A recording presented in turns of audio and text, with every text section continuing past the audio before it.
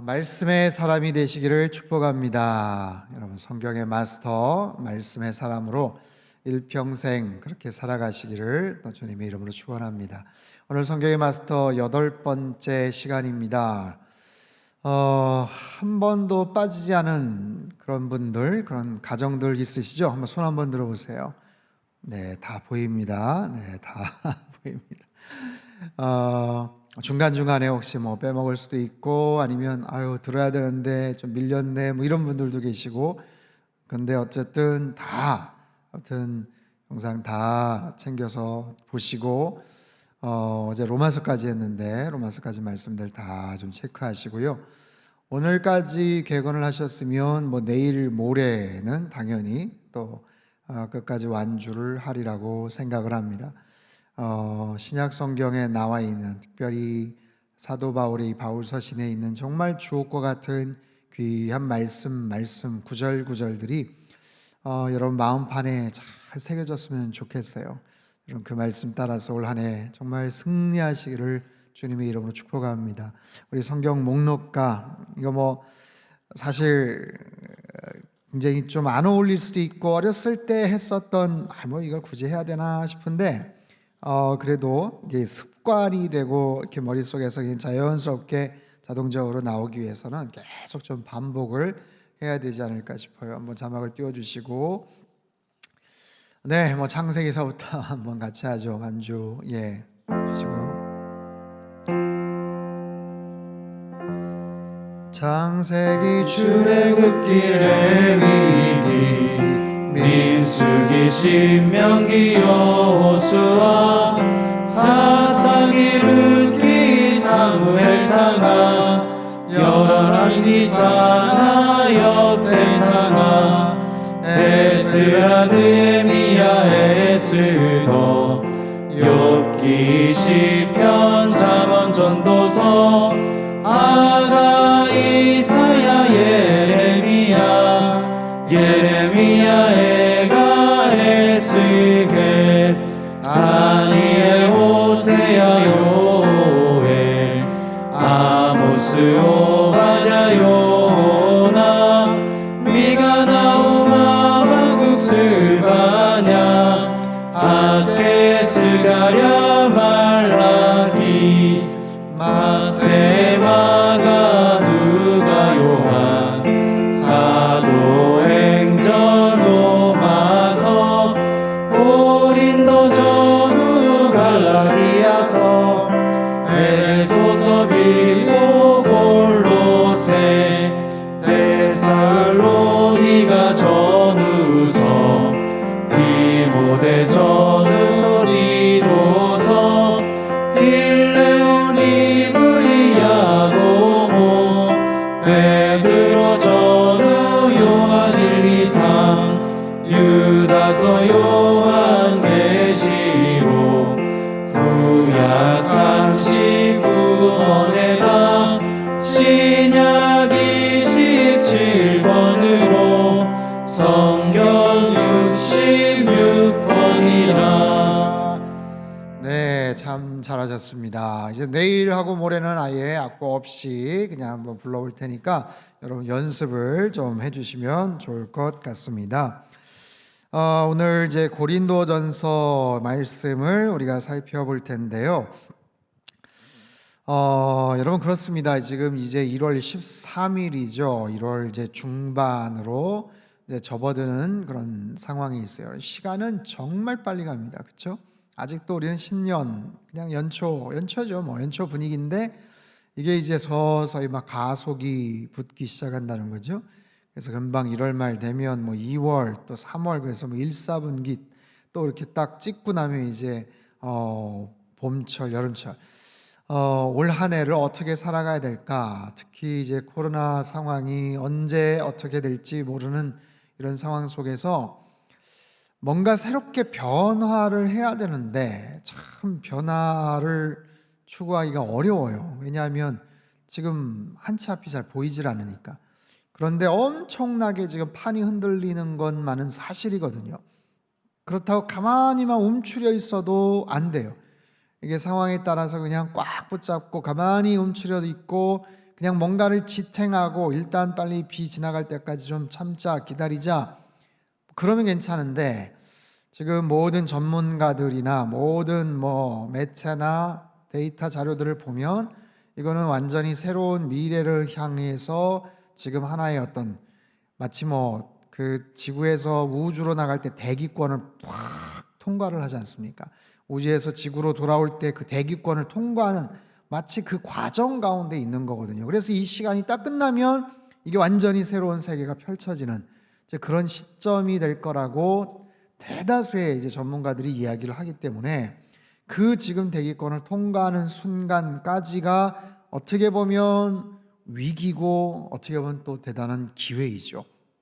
그래서 내가 지금 어떤 삶의 자리에 있는지, 어떤 자리에, 직장에 있는, 어떤 업종에 있는지, 어떤 진로에 대한 꿈을 갖고 있는지, 그 부분에 대해서 우리가 심각하게 뭔가를 아무튼 예측을 좀 할 수 있어야 되고, 거기에 따른 실제적인 변화와 적용을 해야 됩니다. 그러려면 정보가 필요하죠. 그러려면 어떤 여러 가지 이야기들이 필요한데, 세상의 여러 가지 정보들, 이야기들, 떠도는 많은 소문들, 그것을 잘 분별할 수 있는 지혜가 필요하고요. 무엇보다도 하나님의 말씀, 하나님의 메시지가 우리 안에 많이 들어와 있어야 돼요. 여러분, 그냥 생각만 해가지고는 안 됩니다. 생각이라는 것은 무슨 재료가 있어야지 생각이 돼요. 여러분, 아무것도 없는데 그냥 생각한다, 그냥 망상이에요. 그건 정말 쓸데없는 그냥 시간 낭비에 불과합니다. 생각을 창의적으로 잘하려면 재료가 좋아야 돼요. 그 재료라는 뭔가 삶의 어떤 여러 가지 상황에 대한 분석, 독서, 여러 가지 좋은 그런 정보, 그리고 무엇보다도 하나님의 말씀이에요. 하나님의 말씀을 정말 많이 지금은 습득을 하셔야 됩니다. 과거에 알지 못했던 그런 말씀들을 더 많이 듣는 사람이 훨씬 더 창의적이고 좋은 생각을 할 가능성이 많아요. 그리고 그런 기회와 자리들이 맞는 사람들이 그런 영적 훈련들을 쌓게 되고, 그리고 구체적으로 나를 향하신 하나님의 음성이 들려올 때 그것을 캐치해낼 수 있는 사실 그런 능력이 됩니다. 어제 우리가 사도행전 말씀을 살펴봤지만, 비근한 예로 사도 바울은 그렇게 많은 학식을 갖고 있었지만 성령님이 주시는 예수 그리스도의 음성을 알아듣지를 못했어요. 전혀 알아듣지를 못했죠. 당신이 누구십니까? 라고 답답한 그런 반응을 하는 반면에, 아나니아라는 사람은 아나니아야 라고 부르실 때, 예 주님 제가 여기 있습니다 라고 아주 센시티브하게, 아주 민감하게, 아주 분명하게 그 성령님의 음성을 캐치해내죠. 그 극명한 차이를 우리는 알아야 돼요.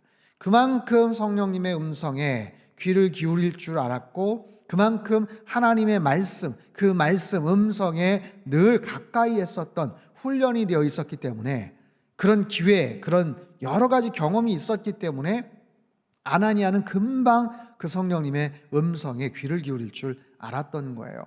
그래서 이 309절을 통해서 여러분 지금 밑줄 긋고 그냥 따라 읽기 바쁘지만, 어디에 어떤 말씀이 있었고 읽으면서도 순간순간 눈에 들어오는 그런 단어나 어떤 그런 주님의 마음이나 이런 어떤 심경의 어떤 여러 가지 모습 속에 주님께서 주시는 직접적인 메시지들이 있을 거예요. 그것을 토대로 여러분들이 묵상을 하고 고민을 하고 성찰을 하고 무엇보다도 기도를 할 때 하나님께서 특별한 우리 삶의 길들을 열어주시고 새로운 비전들을 허락해 주신다라는 거죠. 여러분, 그런 측면에서 지금 이 어떻게 보면 굉장한 혼란의 시기는 엄청난 기회일 수도 있어요. 여러분, 그런 기회를 잘 포착하시면 좋을 것 같아요. 그런 놀라운 하나님께서 우리 가정을 향한, 우리 자녀들, 우리 인생을 향한 놀라운 새로운 소망과 꿈들을 여러분 잘 포착하셔서 정말 새로운 인생의 그런 하나님께서 정말 꿈꾸시는 그런 귀한 삶으로 여러분 그렇게 연결이 될 수 있게 되길 바랍니다. 오늘 고린도전서, 어제 로마서까지 했잖아요. 로마서까지 했고 고린도전서 1장서부터인데 로마서는 16장까지 있습니다. 고린도전서 16장까지 있죠. 그리고 고린도후서는 13장까지 있어요. 이게 제법 꽤 긴 그런 장들이고 분량도 꽤 많죠. 꽤 많은데 꽤 많은 이런 상황 속에서 사도 바울이 고린도 교회를 향한 주님의 마음을 기록을 하고 있는 이 귀한 내용들을 우리가 하나씩 하나씩 짚어볼 거예요. 사실 사도 바울이 제일 오랫동안 사역을 했던 교회는 에베소 지역입니다.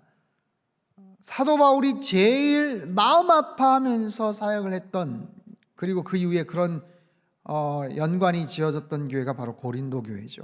바울 사도가 2차 전도여행 이후에 고린도 지역을 떠나고 나서 아볼로라는 후임자가 그곳을 사역을 하게 돼요. 고린도 지역에 하나님께서 특별한 은혜를 주셨어요. 고린도 지역은 항구 도시고 굉장히 퇴폐적인, 그리고 복음을 전하기가 참 어려운 그런 도시입니다.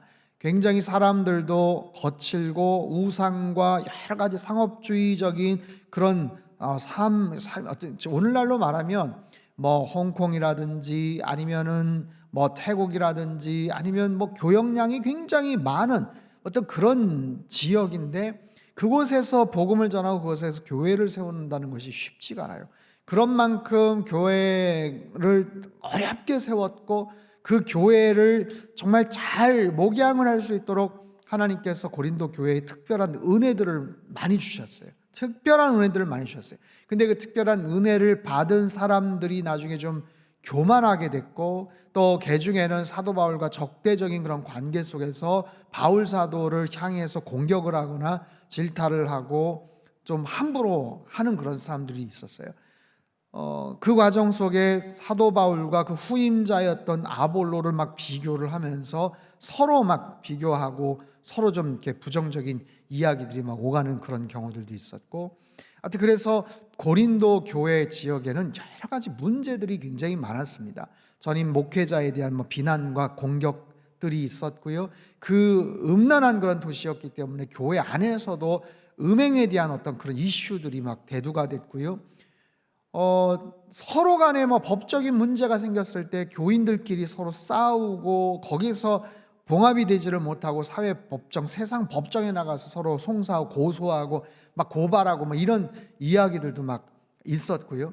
그리고 은사를 특별하게 받았다 보니까 그 은사를 받은 것을 제대로 활용을, 왜냐하면 믿은 연륜이 깊지 않은데 더 많은 은사를 받다 보니까 이거를 잘 활용을 할 줄을 모르고 이거를 겸손하게 정말 목회에 사용을 하지를 못하는 그런 사람들. 그래서 그 은사를 가지고 막 자랑을 하고 뽐내고 사람들을 그거 가지고 함부로 평가를 하거나 뭐 그런 일들도 막 있었고요. 그래서 고린도 지역에 있는 많은 그런 문제와 어려움들, 그런 질문들, 거기에 대해서 사도 바울이 한 장 한 장 거기에 맞춰서, 주제에 맞춰서 이야기를 하고 이렇게 편지를 이제 쓰는 그런 내용으로 구성이 되어 있습니다. 1장 18절 말씀, 우리 1장 18절 말씀 우리 같이 한번 읽도록 하겠습니다. 시작.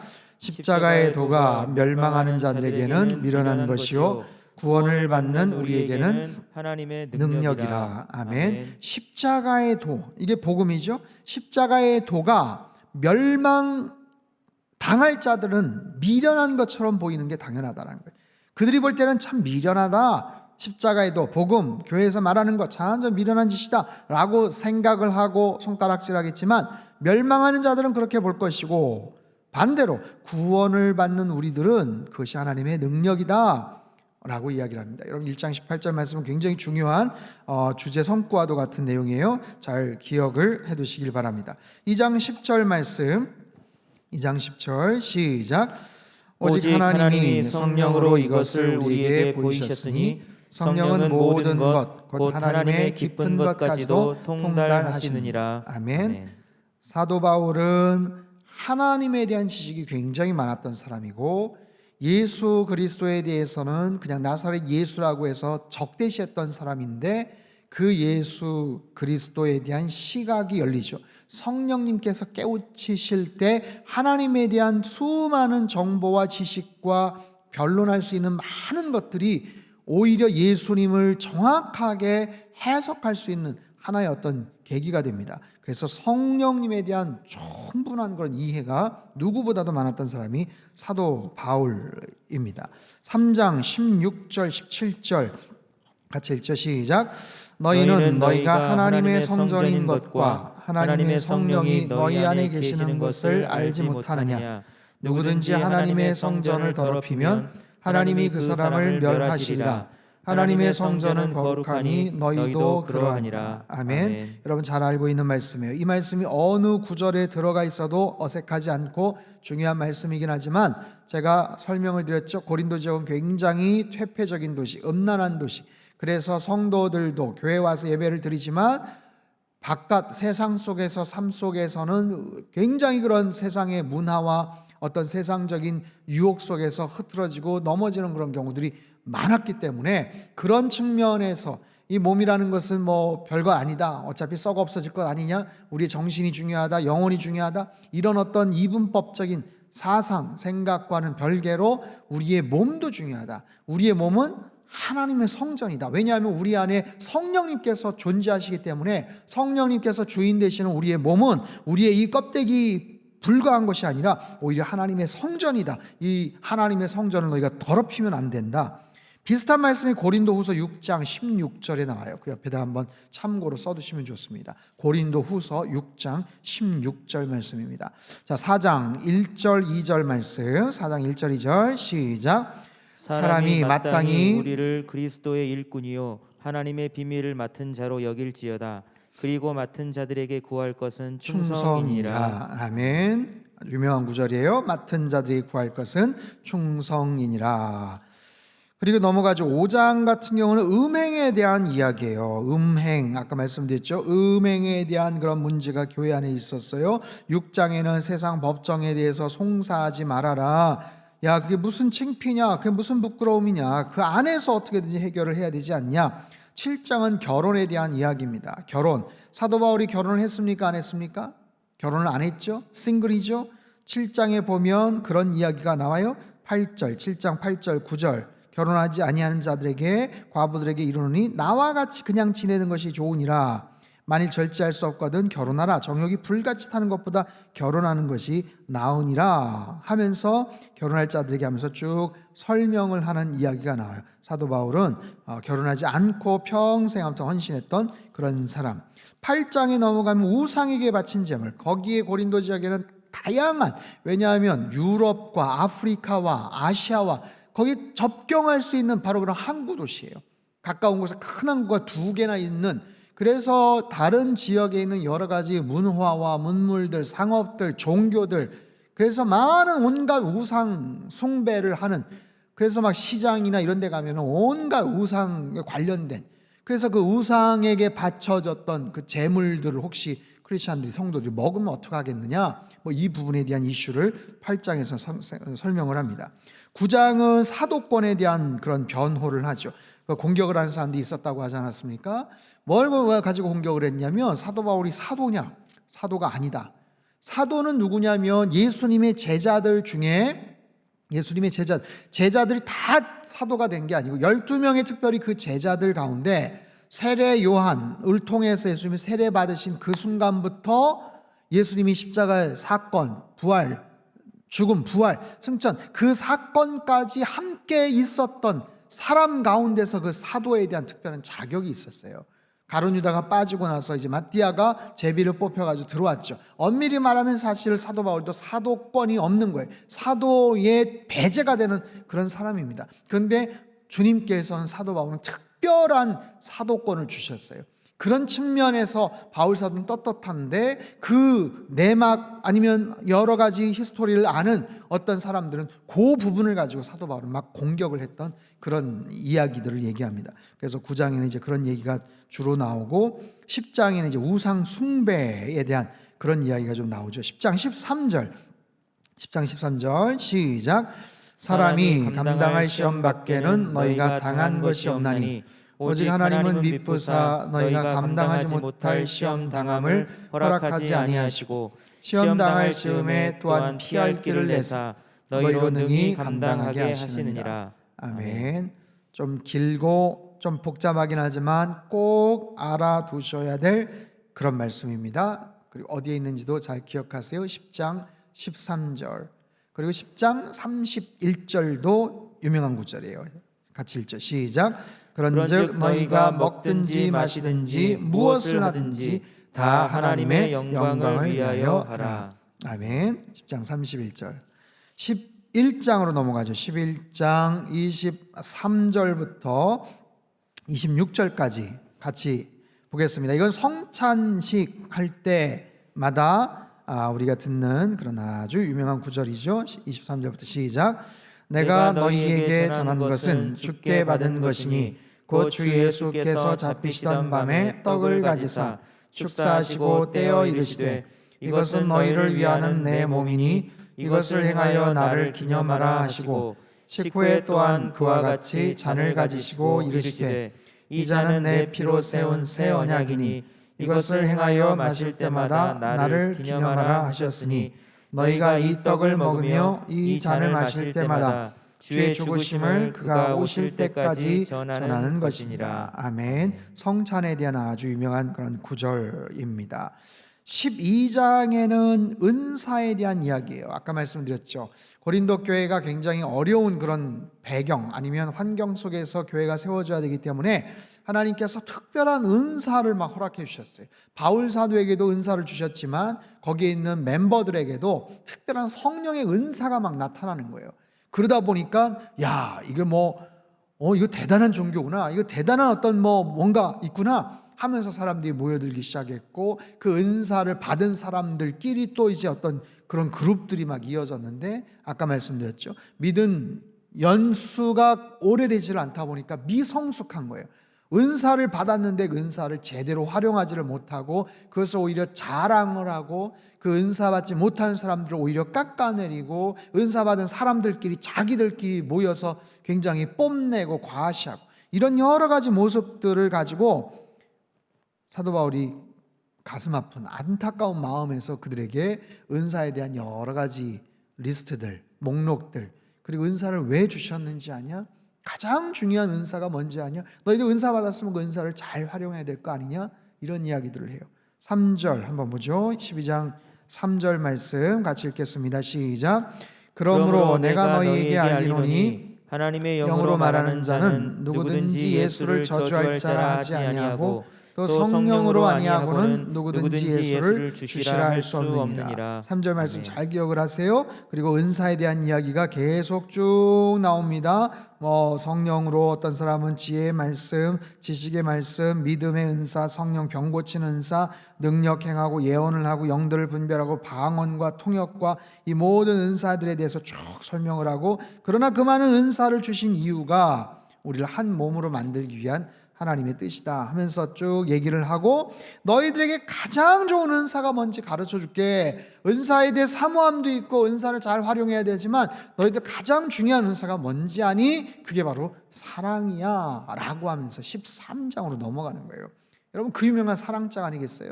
여러분 13장은 전체를 우리가 표시를 해서 우리 같이 한번 천천히 읽어봤으면 좋겠어요. 13장 시작.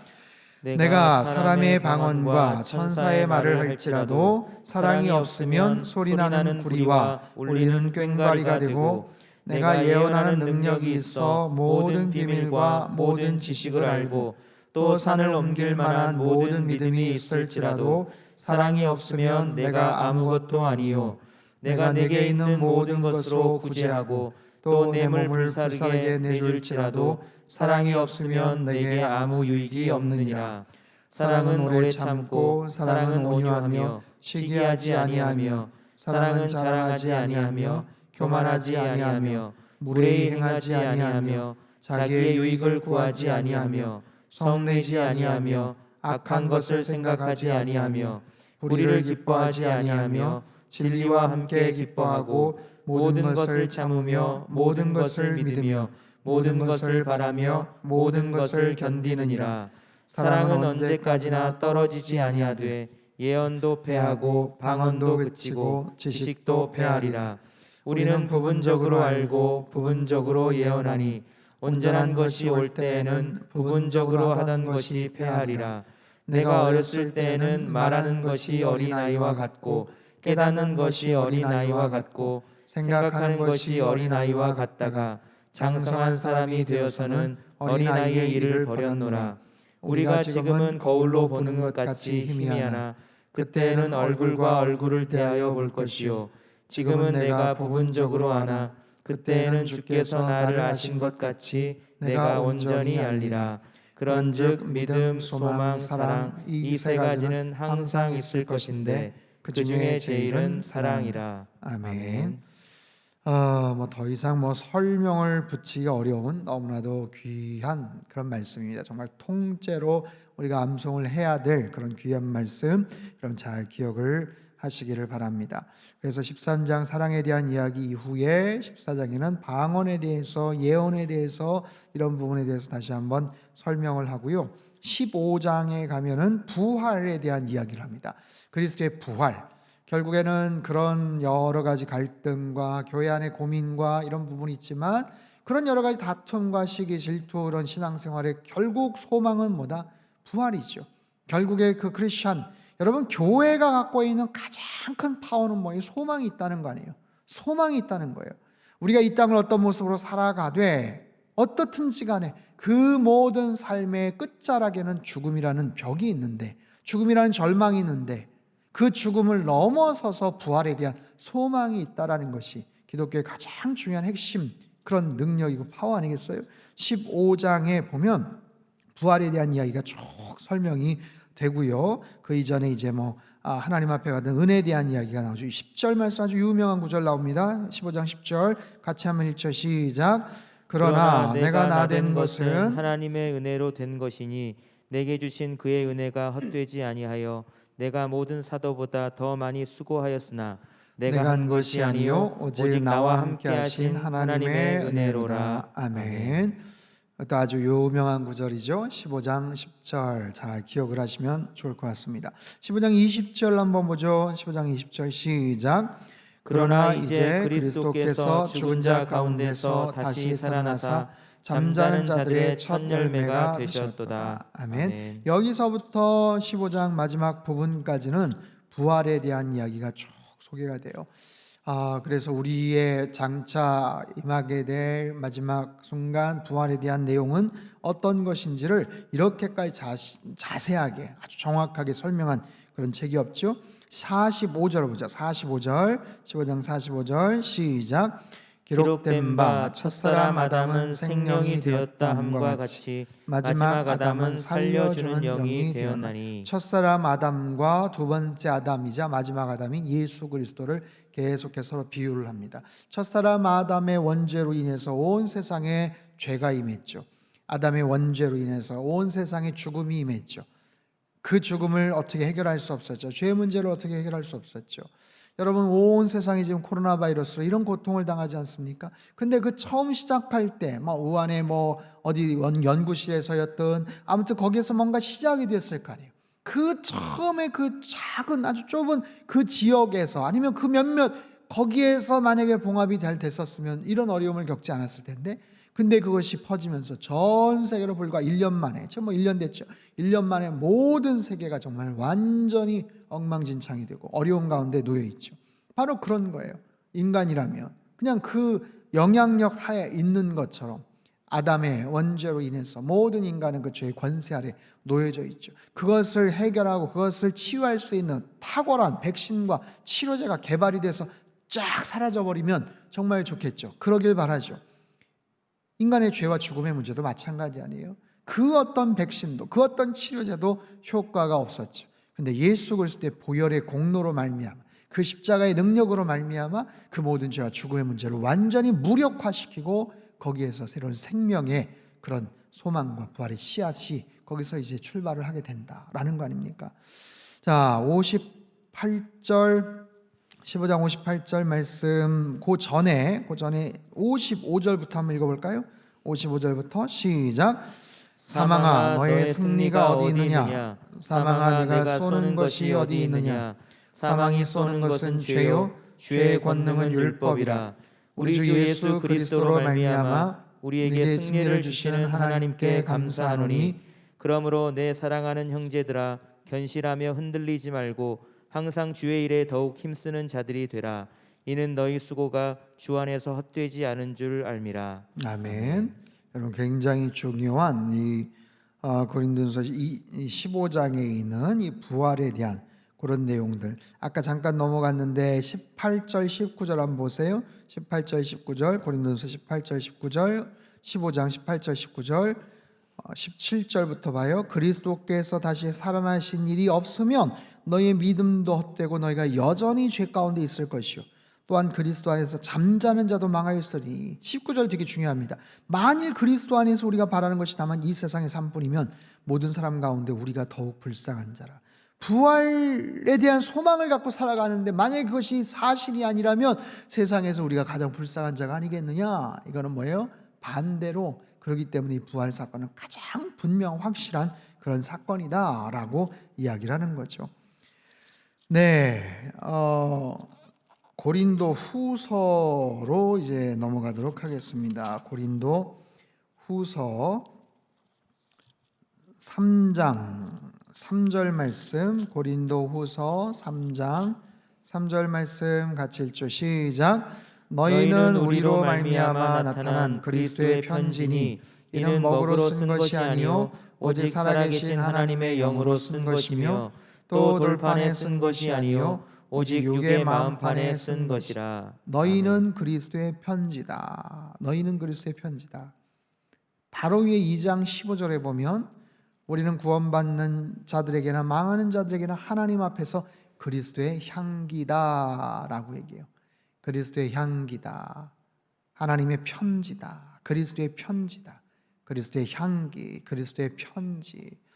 그리스도의 좋은 향기를 정말 뿜어내는 그런 좋은 신실한 그런 크리스찬들이 다 되시기를 바랍니다. 좋은 소식을 증거하는 그런 그리스도의 편지로서 또한 살아가야 되고요. 3장 17절 말씀, 3장 17절 같이 읽겠습니다. 시작. 주는 영이시니 주의 영이 계신 곳에는 자유가 있느니라. 아멘. 주는 영이시니 주의 영이 계신 곳에는 자유가 있느니라. 아주 유명한 구절이죠. 4장으로 넘어갈까요? 4장 6절과 7절 같이 읽죠. 6절 7절 시작. 어두운데 빛이 비치라 말씀하셨던 그 하나님께서 예수 그리스도의 얼굴에 있는 하나님의 영광을 아는 빛을 우리 마음에 비추셨느니라. 우리가 이 보배를 질그릇에 가졌으니 이는 심히 큰 능력은 하나님께 있고 우리에게 있지 아니함을 알게 하려 함이라. 아멘. 그 밑에 구절도 아주 유명한 구절입니다. 사방으로 우겨싸움을 당할 때 쌓이지 않고 하면서 쭉 나오는데 16절도 한번 볼까요? 4장 16절서부터 18절까지 같이 읽겠습니다. 시작. 그러므로 우리가 낙심하지 아니하노니 우리의 겉사람은 낡아지나 우리의 속사람은 날로 새로워지도다. 우리가 잠시 받는 환난에 경한 것이 지극히 크고 영원한 영광에 중한 것을 우리에게 이루게 함이니 우리가 주목하는 것은 보이는 것이 아니요 보이지 않는 것이니 보이는 것은 잠깐이요 보이지 않는 것은 영원함이라. 아멘. 5장 17절 말씀. 5장 17절 말씀 같이 읽겠습니다. 시작. 그런즉 누구든지 그리스도 안에 있으면 새로운 피조물이라. 이전 것은 지나갔으니 보라 새 것이 되었도다. 아멘. 여러분 사도 바울은 정말 위대한 신학자이자 선교사이자 목회자이죠. 어떻게 이렇게 정말 멋있는 아름다운 글들을 썼을까? 성경의 내용들. 여러분 신약 성경 복음서에 예수님의 말씀은 뭐 예수님이시니까 그렇게 하시겠지라고 생각이 드는데 참 사도 바울의 이 바울 서신을 이렇게 묵상하고 읽다 보면 와, 이거를 어떻게 사람이 이런 글귀를 쓸 수 있을까? 어떻게 이런 표현을 할 수 있을까? 그것도 무슨 도서관에 한 1년간 틀어박혀 앉아가지고 논문을 쓰듯이 쓴 게 아니고 열심히 바쁘게 선교 활동을 하는 중에 정말 그 짬을 내 가지고 이렇게 기록을 했던 그 당시에 무슨 컴퓨터 노트북이 있습니까? 쓰고서 금방금방 지우고 다시 그런 게 아니잖아요. 그런데도 정말 사도 바울의 그 머릿속에 그 지혜에 담긴 하나님 성령님께서 주셨던 지혜이긴 하지만 정말 감탄을 금치 못할 그런 표현들이 너무나도 많은 것 같아요. 예. 고린도 후서 쭉 넘어갈까요? 6장, 7장, 8장과 9장은 특별히 헌금에 대한 이야기가 나와요. 연보. 헌금을 어떻게 할 건가에 대한 이야기가 나옵니다. 고린도 후서에 대한 특별한 그런 히스토리, 사연들이 있는데 사도 바울과 고린도 교회 성도들과 갈등이 막 있어서 고린도전서 편지를 보내서 아무튼 권면도 하고 또 다독이기도 하고 너희들 이렇게 해라라고 해서 그냥 잘 문제가 풀어지면 좋은데 바울 사도에게 반감을 갖고 있는 사람들이 그 편지를 보고도 또 막 불평을 하고 원망을 합니다. 그래서 사도 바울이 그때 막 화가 났어요. 화가 나가지고 막 아주 격하게 심한 내용으로 막 편지를 썼고 그 내용을 디도라는 사람에게 전달을 시킵니다. 너 이거 좀 가서 전달을 해라. 아무튼 거기 있는 그 친구들 내가 가면 혼내주겠다고, 내가 가만 놔두지 않겠다고 막 바울 사도도 막 너무 격정적으로 참지를 못하고 그렇게 이야기를 해요. 그리고 나서 나중에 후회를 하죠. 사도 바울이 인간적인 연약함이 거기서 나와요. 내가 너무 거칠게 썼다, 내가 너무 성급하게 했다, 괜히 보냈다, 이런 마음을 가지고 디도가 잘 전달을 하고 돌아올 때가 되는데 안 오니까 바울 사도가 디도를 찾으러 갑니다. 디도를 만날 만한 곳으로 그렇게 올라가다가 결국에는 드로아라는 곳, 그 지나서 마케도니아, 빌립보 지역 그쪽에서 아마 만난 것 같아요. 만나고 나서 너무 가슴이 정말 좀 미안하기도 하고 걱정도 되고, 야, 그 편지 첫 번째 편지를 받고도 막 그렇게 썽을 냈는데 두 번째 편지 받고 괜찮나 했는데 문제가 잘 수습이 됐다는 얘기를 들어요. 아유, 잘 됐습니다. 차라리 그렇게 세게 얘기를 했더니 오히려 그 사람들이 잘 수긍을 하고 옆에 있는 사람들이 아무튼 좀 진정도 시키고, 그러니까 다시는 좀 너무 그렇게 하지 마라 해서 오히려 문제가 잘 해결이 됐어요 라고 그런 이야기를 전해줍니다, 디도가. 그래서 그 이야기를 듣고 굉장히 위로를 받아요. 많은 마음속에 위로를 받습니다. 이제 그 이야기가 고린도후서 앞부분서부터 쭉 소개가 되고요. 그 마음을 위로를 받은 차에 다시 한번 편지를 또 쓰는 거예요. 하여튼 서로 좀 그런 갈등이 있었고 오해가 있었지만 이런 부분들은 하나님께서 우리에게 더 좋은 모습으로 만들겠다는 근심이니까 우리 서로 아무튼 좋은 모습으로 그렇게 믿음 생활을 했으면 좋겠다 이야기를 하고, 고린도 지역에서 예루살렘 지역에 기근이 나서 교회가 굉장히 어려움이 있을 때 헌금을 좀 했으면 좋겠다라고 얘기를 했고, 그 사람들도 약속을 했었거든요. 근데 이제 어렵사리 이제 그 얘기를 막 꺼내는 거예요. 문제는 잘 수습이 됐고, 그래서 지난번에 왜 약정했던 그 헌금 있잖냐 하면서 그 헌금을 다시 잘 모아서 내가 갈 때 좀 전해줬으면 좋겠다. 지금 예루살렘 교회가 많이 어려우니까 이제 그 얘기를 고린도후서 8장과 9장에서 쭉 소개를 합니다. 그 배경이 그렇다는 거 잠깐 이해를 하시고, 10장 4절 말씀인가요? 10장 4절 같이 한번 읽겠습니다. 시작.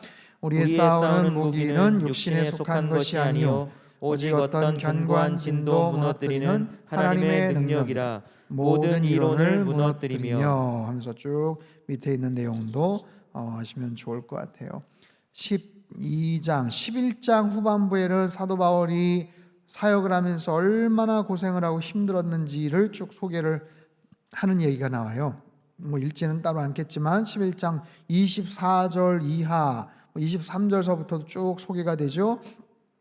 옥에 갇히기도 많이 했고 매도 수없이 맞았고 여러 번 죽을 뻔했고 40에 한한 가마매를 5번 맞았고 3번 태장으로 맞고 돌로 맞고 파손하고 일주야를 깊은 바다에 지냈고 하면서 쭉 소개하는, 바울 사도가 사역하면서 고생을 했고 고난을 당했던 그 장면이 어디 나오나? 고린도후서 11장에 나와요. 11장. 그리고 12장에는 그의 특별한 계시, 특별한 환상, 3층 천, 셋째 하늘에 천국을 가서 경험을 했던 아주 특별한, 이건 너무 환상적이어서 사실 어떻게 쓰지를 못하고 그냥 사실 서술을 안 합니다. 바울 사도가 거기 기록을 안 해요. 그냥 내가 그런 경험도 했었다라고만 그냥 넘어가요. 근데 이렇게 많은 정말 주를 위해서 헌신을 했고 또 이런 엄청난 계시와 환상과 특별한 체험을 했는데, 그런 와중에도 하나님께서 내가 자만하지 않게 하려고 나에게 육체의 가시를 줬다. 그 얘기를 쭉 설명을 하죠.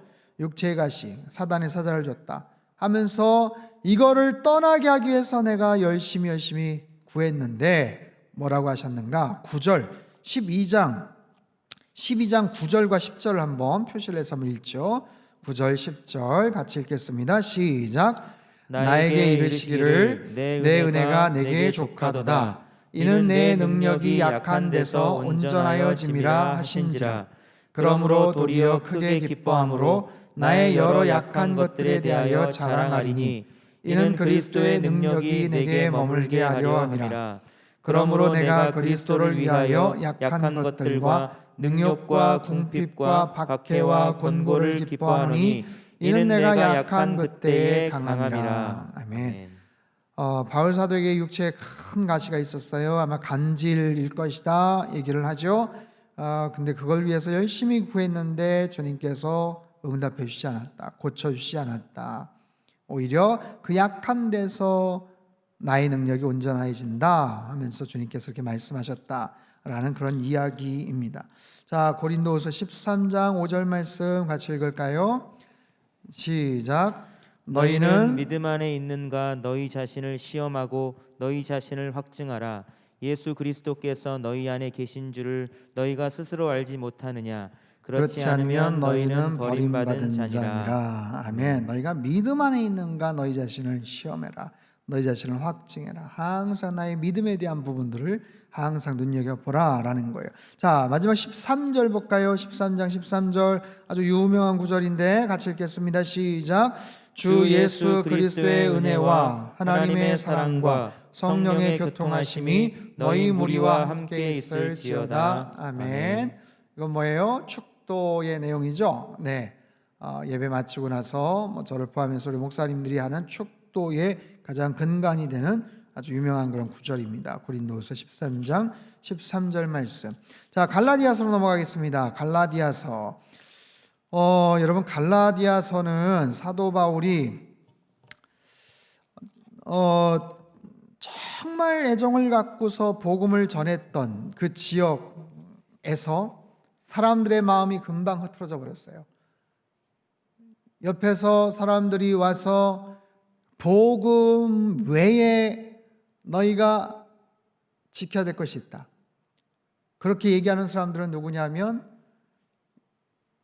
유대주의에 입각한 크리스천들이에요. 그 사람들은 크리스천인데 유대주의의 어떤 사상이 아직도 남아있는 그런 사람.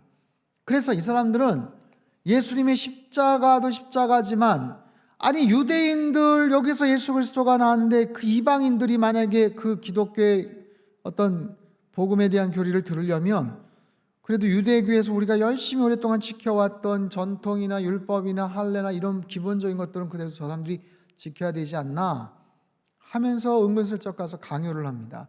너희들 사도 바울에게 교육을 받았지? 거기서 뭐 교회 생활하지? 믿음 생활하지? 그래서 어떻게 한다고? 오케이. 근데 할례는 받았는가? 근데 뭐 율법에 대해 이런 부분들은 좀 아나?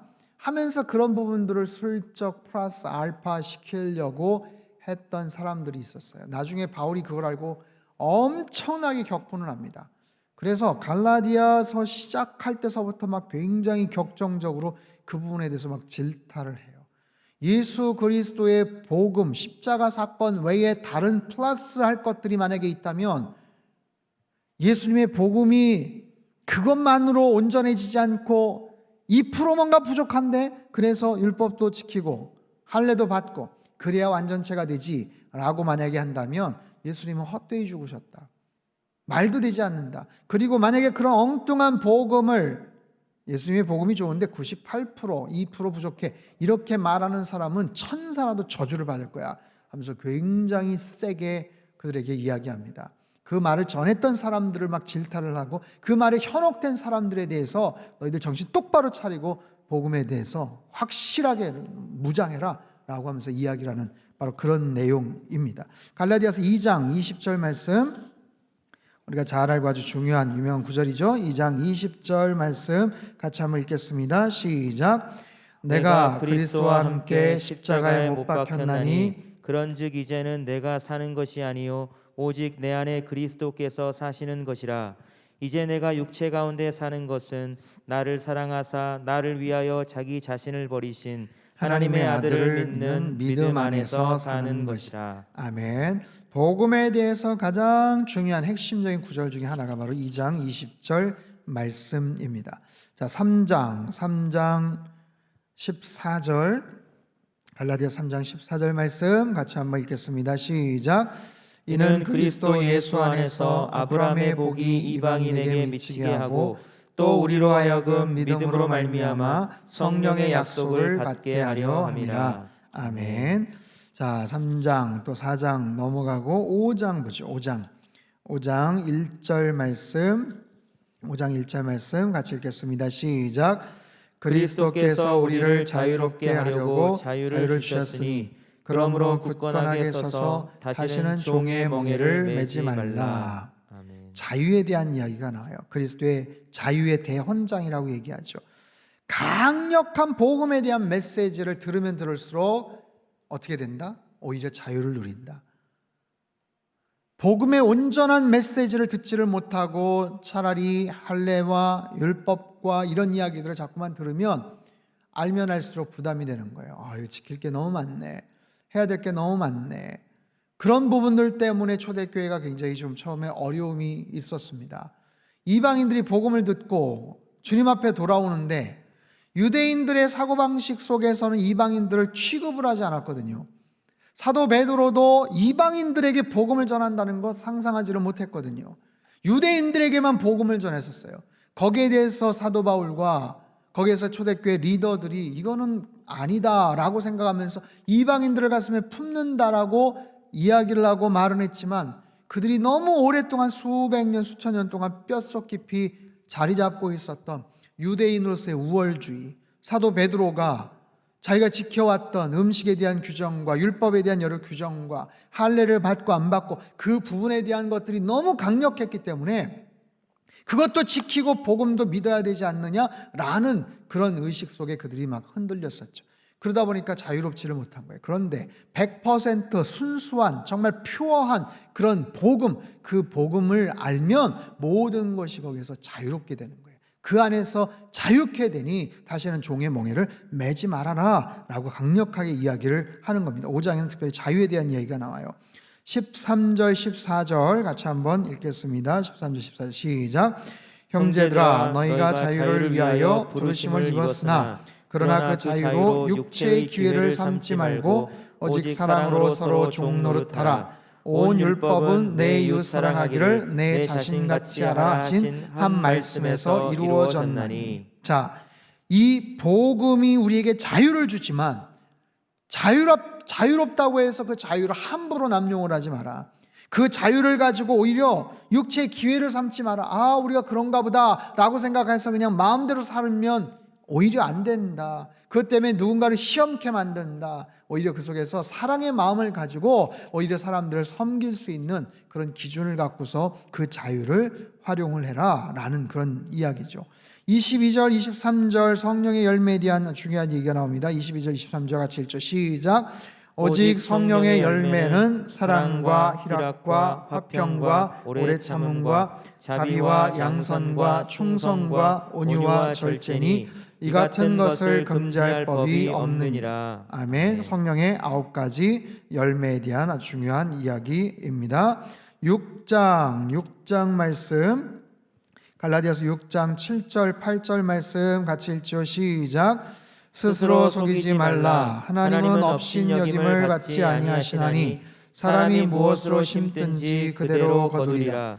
자기의 육체를 위하여 심는 자는 육체로부터 썩어질 것을 거두고 성령을 위하여 심는 자는 성령으로부터 영생을 거두리라. 아멘. 아멘. 자, 6장 14절 말씀. 6장 14절 말씀 우리 같이 한번 읽겠습니다. 시작. 그러나 내게는 우리 주 예수 그리스도의 십자가 외에 결코 자랑할 것이 없으니 그리스도로 말미암아 세상이 나를 대하여 십자가에 못 박히고 내가 또한 세상을 대하여 그러하니라. 아멘. 갈라디아서 말씀은 복음에 대한 굉장히 중요한 엑기스가 담겨져 있는 말씀입니다. 그래서 이 부분을 잘 묵상을 하시면 좋고, 우리 에베소서 한번 들어가 보죠. 에베소서는 교회에 대한 이야기가 쭉 소개가 돼요. 교회란 무엇인가? 자, 사도 바울이 사도행전 28장에 로마에 가서 2년 동안 가택연금을 당한 미결수 신세가 되었을 때 썼던 4가지의 서신 책이 있습니다. 뭐죠? 이런 거 이번 주일날 아마 퀴즈 나오지 않을까요? 에베소서, 빌립보서, 골로새서, 빌레몬서, 그중에 에베소서예요. 교회가 무엇인가 라는 거예요. 어제도 말씀드렸죠. 초기 서신에는 복음에 대한 굉장한 열정을 갖고 있었고, 중기 서신에는 교회가 무엇인가. 왜냐하면 초기 서신 때 그렇게 열심히 열정적으로 했던 것은 여러 가지 이유도 있지만 사도 바울의 마음속에, 그리고 그 당시에 임박한 종말 세상, 종말이 금방 올 것이다, 예수님이 금방 이 땅에 오신대더라 라는 그런 굉장한 어떤 압박, 위기의식, 이런 부분들이 있었어요. 그래서 정말로 열심히 많이 다니면서 복음을 전하다가 2년 동안 가택연금을 당하면서 충분하게 목사하고 거기서 기도하면서 예수님이 생각보다 빨리 오시지 않을 수도 있겠구나, 우리가 생각하는 그 데드라인보다 더 늦게 오실 수도 있지 않은가, 그렇다면 교회가 뭔가, 그렇다면 그 교회를 어떻게 운영을 하는가, 교회 리더들은 어떻게 뽑는가, 이 부분에 대해서 관심을 갖고 에베소서, 골로새서에 대해서 이야기를 하고, 빌립보서도 마찬가지예요. 그런 마음을 가지고 썼던 서신들이 옥중 서신으로 알려져 있죠. 에베소 2장 말씀, 2장 8절 9절 같이 한번 읽겠습니다. 2장 8절 9절 시작. 너희는 그 은혜에 의하여 믿음으로 말미암아 구원을 받았으니 이것은 너희에게서 난 것이 아니요 하나님의 선물이라. 행위에서 난 것이 아니니 이는 누구든지 자랑하지 못하게 함이라. 아멘. 자, 2장 14절 말씀 같이 읽겠습니다. 시작. 그는 우리의 화평이신지라 둘로 하나를 만드사 원수된 것 곧 중간에 막힌 담을 자기 육체로 하시고. 아멘. 자, 다음 2장 넘어가고 3장 4장으로 넘어가죠. 4장 22절 24절 같이 읽겠습니다. 시작. 너희는 유혹의 욕심을 따라 썩어져가는 구습을 따르는 옛사람을 벗어버리고 오직 너희의 심령이 새롭게 되어 하나님을 따라 의와 진리의 거룩함으로 지으심을 받은 새 사람을 입으라. 아멘. 아주 유명한 구절입니다. 자, 5장으로 넘어가죠. 5장은 15절부터 21절까지 같이 한번 읽겠습니다. 시작. 그런즉 너희가 어떻게 행할지를 자세히 주의하여 지혜 없는 자같이 하지 말고 오직 지혜 있는 자같이 하여 세월을 아끼라. 때가 악하니라. 그러므로 어리석은 자가 되지 말고 오직 주의 뜻이 무엇인가 이해하라. 술 취하지 말라. 이는 방탕한 것이니 오직 성령으로 충만함을 받으라. 시와 찬송과 신령한 노래들로 서로 화답하며 너희의 마음으로 주께 노래하며 찬송하며 범사에 우리 주 예수 그리스도의 이름으로 항상 아버지 하나님께 감사하며 그리스도를 경외함으로 피차 복종하라. 아멘. 자, 6장으로 넘어가겠습니다. 오늘은 에베소서까지만 할 텐데요. 6장에 우리가 하나님의 전신갑주 해가지고 아주 유명한 그런 구절도 나오죠. 일단 6장 10절서부터 12절까지 말씀 먼저 한번 읽겠습니다. 10절부터 12절 시작. 끝으로 너희가 주 안에서와 그 힘의 능력으로 강건하여지고 마귀의 관계를 능히 대적하기 위하여 하나님의 전신갑주를 입으라. 우리의 씨름은 혈과 육을 상대하는 것이 아니요 통치자들과 권세들과 이 어둠의 세상 주관자들과 하늘에 있는 악의 영들을 상대함이라. 자, 13절부터 18절까지 우리 같이 한번 읽을 텐데, 우리 지난 여름 수련회 때 같이 나눴던 말씀이에요. 하나님의 전신갑주. 왜 하나님의 전신갑주가 필요한가? 영적인 싸움에서 우리를 지키고 싸워서 이기게 할 수 있는 전신갑주로 무장을 해야 됩니다. 여러분, 코로나 상황 속에서 우리는 굉장히 침체되고 있어요. 영적으로 느슨해집니다. 나약해집니다. 여러분, 생활적으로 또 관계적으로 사회적으로도 어렵죠. 영적으로도 마찬가지예요. 사람들 안 만나니까 소원해지죠. 다니기도 어려우니까 힘들죠. 사업도 어렵죠. 만나기를 어렵고 분산해서 나오고 식당 못 가게 하고 어렵죠. 재정적으로 어렵죠. 영적으로 어렵죠. 지금 몇 주째 지금 예배당, 교회당 나오지를 못하고 있잖아요. 온라인으로 물론 영상이 송출이 되지만 여러분, 그거는 정말 지금 어렵게 임시방편으로 하는 거죠. 근데 그조차도 시간이 지나면서 여러분 어떻습니까? 흐트러지잖아요. 자꾸만 마음이 흐트러지잖아요. 느슨해지잖아요. 예배에 대한 그런 감격과 그런 마음들이 자꾸 흐트러지잖아. 이 모든 것이 정말 우리를 다 힘들게 힘겹게 만드는 영적인 그런 싸움이에요. 그 속에서 여러분 영적으로 무장하셔야 되고요. 다시 한번 이 하나님의 전신갑주 이 말씀을 잘 읽으시고 정말 다시 한번 영적으로 좀 무장해가는 그런 저와 여러분이 되었으면 좋겠습니다. 13절부터 우리 큰 소리로 한번 읽죠. 시작. 그러므로 하나님의 전신갑주를 취하라. 이는 악한 날에 너희가 능히 대적하고 모든 일을 행한 후에 서기 위함이라. 그런즉 서서 진리로 너희 허리띠를 띠고 의의 호심경을 붙이고 평안의 복음이 준비한 것으로 신을 신고 모든 것 위에 믿음의 방패를 가지고 이로써 능히 악한 자의 모든 불화살을 소멸하고 구원의 투구와 성령의 검 곧 하나님의 말씀을 가지라. 모든 기도와 간구를 하되 항상 성령 안에서 기도하고 이를 위하여 깨어 구하기를 항상 힘쓰며 여러 성도를 위하여 구하라. 아멘. 하나님의 전신갑주를 취하라. 지난 하반기에 했던 기도의 마스터에 대한 내용도 여기 나오죠. 항상 깨어서 구하고 하나님 앞에 간구할 것을, 성령 안에서 기도할 것을 권면합니다. 여러분 힘들고 어려운 시간들 말씀만으로 여러분 이길 수가 있어요. 하나님의 전신갑주로 무장하시고 끝까지 승리하는 저와 여러분 되시기를 주님의 이름으로 축복합니다. 우리 시간 찬양 한 곡하고 같이 기도했으면 좋겠습니다. 아까 우리 불렀던 찬양 가운데 주 말씀 향하여 내가 달려갑니다. 주님 말씀을 향하여서 주님의 얼굴을 향해서 내가 더 가까이 나가겠습니다. 달려가겠습니다. 우리 찬양 같이 한번 부르도록 하죠.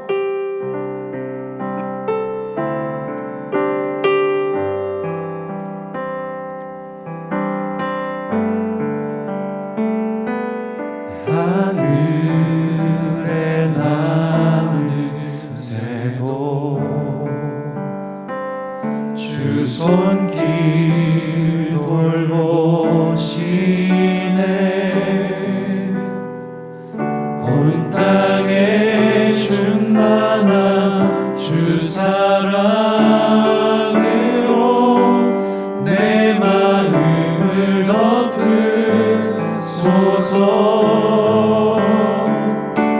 주 나를 부르셨네. 주의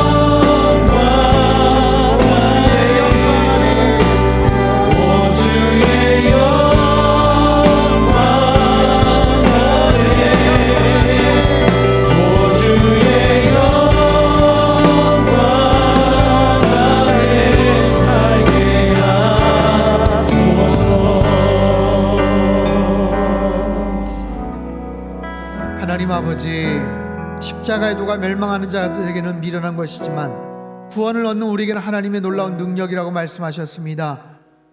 한국교회가 십자가의 능력으로 다시 새로워지게 하여 주시옵소서. 말씀으로 다시 회복되게 하여 주시옵소서. 하나님, 코로나 상황으로 인해서 모든 것이 정말 뒤바뀌고 있는 엄청난 변화와 대변혁의 이 시기 속에 한국교회가 다시 잃어버린 초심을 회복하게 하시고, 특별히 우리 상당교회가 복음과 문화와 선교, 하나님의 핵심 가치를 가지고 세상에 힘있게 나가 세상에 복이 되는 하나님의 거룩한 교회 되게 도와주시옵소서. 아버지 하나님, 각 가정을 주님 손에 의탁을 드립니다. 말씀이 주인 되는 가정 되게 하여 주시옵소서.